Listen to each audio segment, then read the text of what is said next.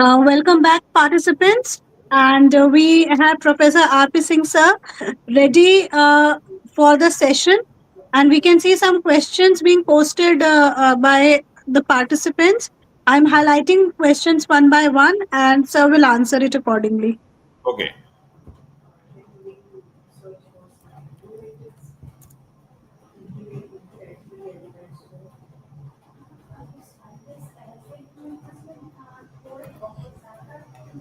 Yes, the question is from Amreen Fatima. The question is how do diasporic communities imply cultural memory to negotiate identity and historical justice in host societies? You see, when we look at diaspora, so diaspora always moves through from one cultural escape to another cultural escape with a lot of cultural baggage, and the person carries a lot of tropes and trajectories of the meta text, the meta contextual culture that he or she has lived, or the forefathers have lived. And the question arises to negotiate with the new space, that is the received space, that is the space that is after location, that I have just referred a text, cadence, country, and silence. The cadence, how the person is going to cope up with the realities in that situation, with the lived realities of his or the forefather, her or a forefather, and this is what exactly we try to do. How do diasporic communities employ cultural memory to negotiate identity and historical justice in host societies? Oh, when you look at the historical justice is not in the hands of the diaspora, because that he can or she can do with his or her creative writing, because only creative writing, only the literary writing, that gives you scope to bridge that gap that history has sometimes erased, some thing that is unfavorable has happened to any community, any person or any society, any nation at one specific point of time, and that how is that going to do that. So it is a very valid research question. I think Ms. Ambreen Fatima, you should my task was to create some research question. That means hypothesis, means how you are going to write your paper, how you are going to write and write your own discourse of thought with reference to cultural memory. As I started my talk with the statement of Oscar Wilde that that culture is a diary that we always carry, and it is sometimes good also. Many times it is also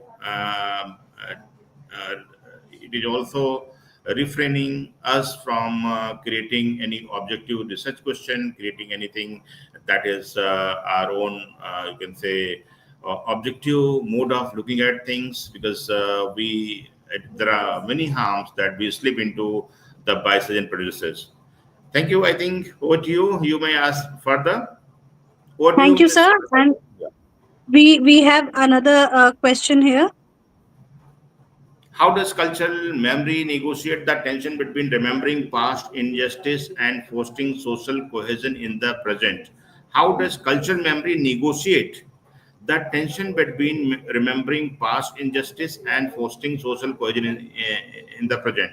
Now, it is from Dr. Sugandha Agnihotri, a colleague from.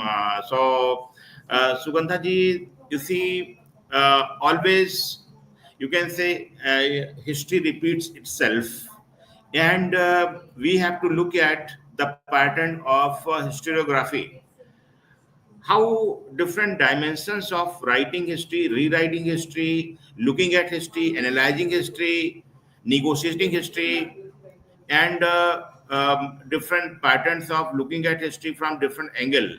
They all are the standpoint from where we have to build our thesis, from where we have to create our own pattern of looking at things. As you have asked that cultural memory negotiate the tension, How does I think I'm not listening. How does cultural memory negotiate the tension between remembering past injustice and fostering social cohesion in the present? You can very well see this thing with reference to African American writing, with reference to different patterns of Dalit studies, many patterns of subaltern studies, and also up to some extent the literature and writing of the minority communities. So cultural memory, you can see that always affect us. If you look at the reading process, I would seek your attention towards the theory of Wolfgang Iser when he talks about phenomenological criticism. When a reader is there, when you are looking at a thing, uh, I would further suggest you to read something about Virginia, read something about Jane Austen, Pride and Prejudice. Virginia Woolf has said that Jane Austen is she's an excellent writer who has put some treasure of thought, treasure of looking at thing under the very cozy and comfortable surface of Pride and Prejudice. You are looking at thing. If you remember the beginning of the novel, will there is a reference that every woman with a fortune, every man with good fortune must have a wife. So can we have some vice versa? Can we have some other negotiation? And can we also reframe this from the perspective of different other theories of gender, other discourses? So, as you have asked, that cultural memory negotiate the tension between remembering past injustice and fostering social cohesion in the present. Yes, of course, it is that. But for that, you have to have that positive and authentic pattern of looking at things, because even if we are looking in history, history is always a history. And there's a time, high time, when the intellectuals, the scholars across the globe must must look at history from a very responsible viewpoint, because rewriting history is in process, and also that is under certain political pressure, under certain cultural pressure, under certain different lobbying of intellectuals at the global level, not only in one sector of the world but also across the world. And moreover, this is again under the rubric of what we call the communication and different issues of ethnocentrism, ethnorelativism. They come up, they matter. So if you want to create your topic, Sugandha ji, can you share the question again? I would suggest a good research topic on that. Sugandha ji, yeah, how does cultural memory negotiate the tension between remembering past injustice and fostering social cohesion in the present? You can write something on this cultural memory, cultural memory, and negotiation of cultural memory and negotiation of ideology, colon, readings from select cultural and literary texts. So this way we can formulate a research question, because you have simply posed a question. It is not a research question. There's a difference between a research question and a question. Madam Organizer, over to you, please. Thank you, sir. Here are further questions. I guess the participants have confused the assignment. They have put up the question instead of research Yes, question. okay, So okay. Then okay, we, perfect. I'm here to. Is good. In my further talk, I shall be developing a research question from my own side with respect to that. yes, sir. This Thank you, is sir. Sir. what is the impact of digital platform and social media on community engagement and cultural memory? You see, we have to, of course, digital literature that we come in the category, we keep that in the category of digital literature. So, digital platform and social media on community engagement with cultural memory. You have to look at, I would seek your attention with reference to the, with reference to what is the concept of you refer here technological criticism. There is a concept technological criticism, World Wide Web, and you can refer here Canadian technological critic Marshall McLuhan, Innes and Grant. Also, you can refer here some perspectives from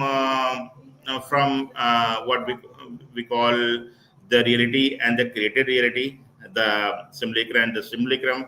So, how in the current scenario of social media and digital humanities, realities are posed differently.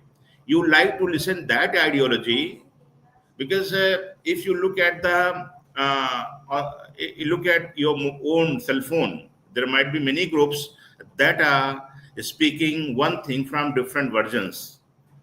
um, Suppose anything happening that it is a trend that is not started today, but the trend is quite old.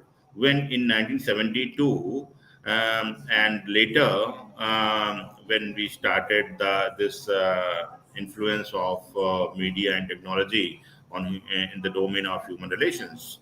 So you can say that how in the phenomena of World Wide Web, where culture is not culture with small c, but capital C, but cultures, histories are there. What is one specific culture of any nation? It is a matter of debate. What is the concept of history for one person and how that the other person takes that in the other way? We can find here that something that the meat for one person may be a poison for other, medicine for one person may be poison for other. So, in response to your question, what is the impact of digital platform and social media on community engagement and cultural memory? So, social media is, if you see the careful and standard use of social media is that authentic use of social media is that, so we are finding many archival pattern of knowledge where also every day the knowledge is very easy and easily available to all of us. But as far as cultural memory is there, cultural memory is being used as a context in which different subtext that are many a time influenced by certain political ideology, certain vested interest are coming up, and they are offering mirage that is very far away from the exact reality that we envision as a sincere and authentic academician. Over to you, Madam Agneja. Uh, Thank you, sir. This is another question, sir. I'm displaying it. Yes, sir. Okay, when dealing with traumatic past, how do historians overcome the ethical dilemma as guardian of cultural memory? You know, historians are also the men and women made of flesh and blood. They also have their own prejudice and biases. They are not the angels of God, and they are not the final frozen words that we have to follow. When dealing with traumatic past, how do historians overcome the ethical dilemma as guardians of cultural memory? Won't their bias change the interpretation of memory? Yes, of course, that changes. And if you understand, if you read uh, again, uh, reading as there's a very famous statement by Wolfgang Iser, again, I am quoting from the phenomenological process, that reading is happy and entertaining when this is creative. So every writer, great writer, offers some lapses, offers some open-endedness in the discourse and the statement that he offers. When dealing with traumatic past, how the historian overcome the ethical dilemma as guardians of cultural memory. So you see that under the impression of postmodernism, there are two major segment that I would like to bring to your kind information to reference. That is the end of grand tradition and the emergence of local histories. How, and also you can add something of personal being political. How the grandness of discourses that was expected from a true academician or a true thinker, a true ideologue of that we call quote unquote that of society or nation. So how that image is breaking and how people are carrying their own narrative. I would further seek your attention on the discourse of what we call truth. From truth, we have the pattern of discourses. From discourses, we take our own narrative. How we are creating our own narrative? By our own urge to gain hegemony on society. So, how we are giving a different paradigm, why the intertextuality is there, why the rewriting of a text is there, why the historiographic pattern is there, why contemporary in contemporary society, why we seeing you might have referred that many writers they are taking the tropes of myth of the past. And you are writing on Sita, Savitri, Draupadi, you are writing on Mahabharat, and you are applying the theories and concept of the contemporary jurisprudence. So, how far is it good to apply that the theories and the rules and regulations of the current society on at the time of past? Suppose you might have seen the market reforms by Alauddin Khilji, market reforms by the other reforms in the Mughal period, in Samudra, the phase of Samudra. So you cannot look at that in the current GST regime. That was a different time. This is a different time. That was a time of this is a democracy. That was a different time. So it is, and also I would rather seek your attention to look at anything that is happening as an academic discourse, as intellectual discourse, or something as humanitarian discourse. There may be different shades of one fact, one issue in three different paradigms that I've just referred: academic angle, intellectual angle, and humanitarian angle. Uh, Over to you, madam. Thank you, sir. I'm coming to the next question, which is this. Yeah. What role do community-led archives and oral history initiative play in shaping collective memory and intergenerational dialogue? It is also very well rooted in the underpinnings of postmodern societies, the deconstructed societies. What role do community-led archives and oral history initiative play in shaping collective memory and intergenerational dialogue?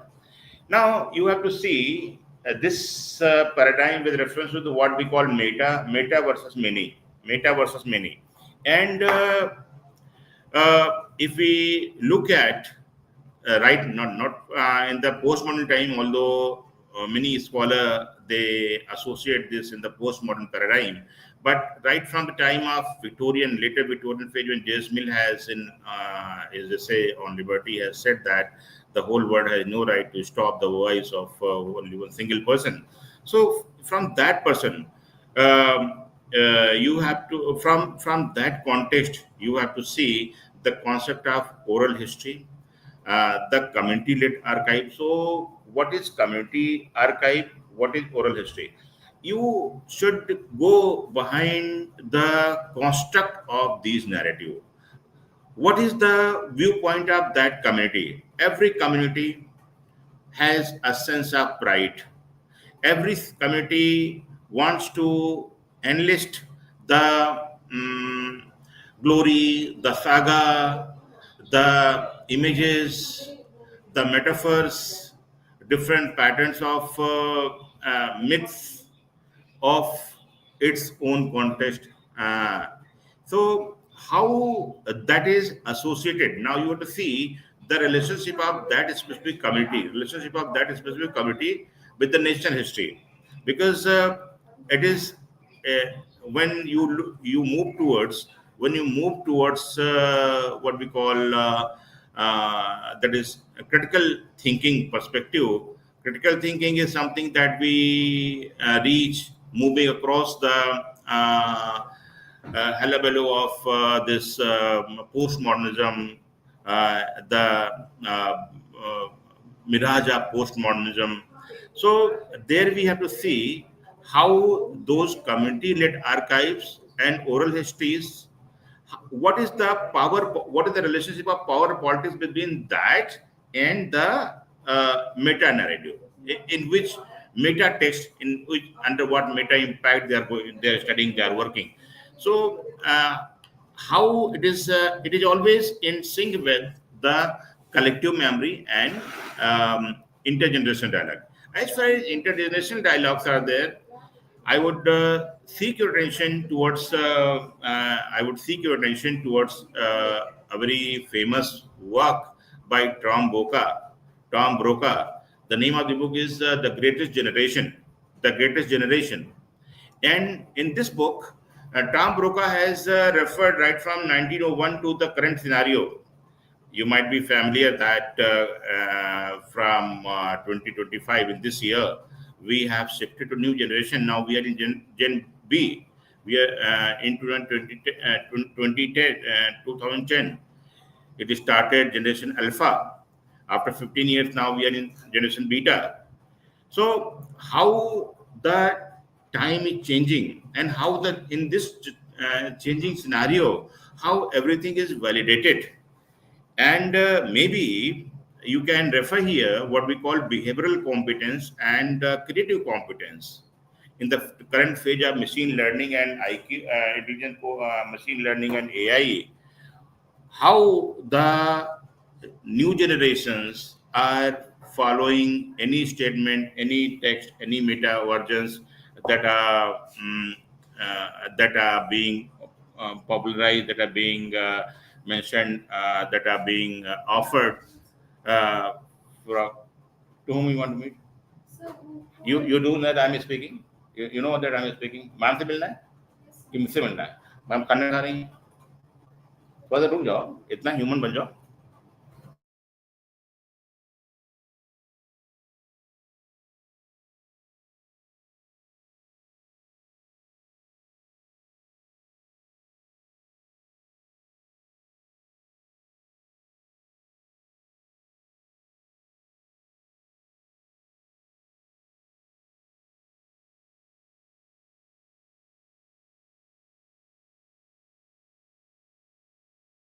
So uh, I think I'm clear here. Intergenerational dialogue. Generational classes are always there. It is a very old adage to see that we always call our forefathers fool, but we have to think that the person who invented the wheels initially, the old prehistoric age, the person was as good a scientist who has invented rocket or aeroplane. So this is my comment on this. Over to you, madam.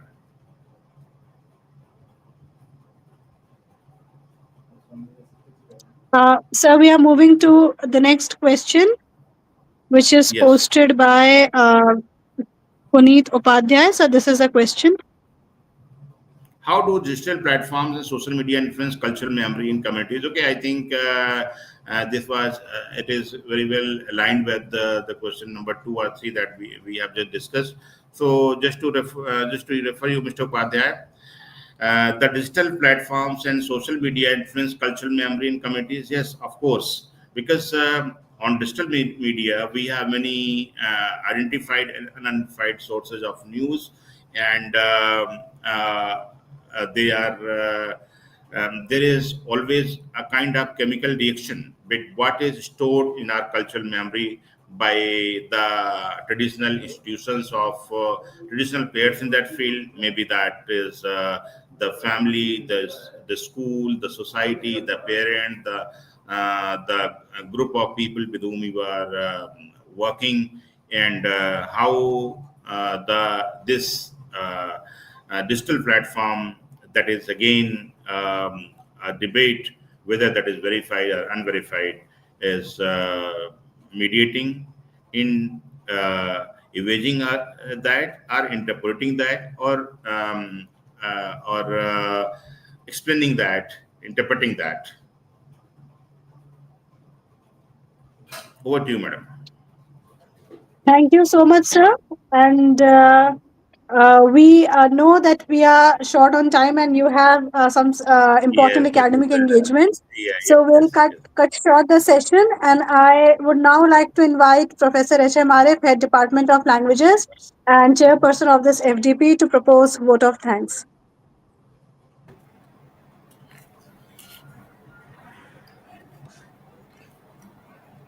Sir, very warm good afternoon to you, sir. Thank you, sir. Thank you. Accept my sir, accept my salam. Salam alaikum. Okay, sir. Thank you very much for accepting our invitation, and I think merely words of thanks would not suffice to justify your great talk and discourse and critical analysis of the topic. Sir, you justified the topic as you analyzed the topic. Thank you so much, sir. Thank you for your kind words. And actually, the session was disrupted because there was some change of time. And maybe I will meet the learned audience again, and we shall carry for our discussion.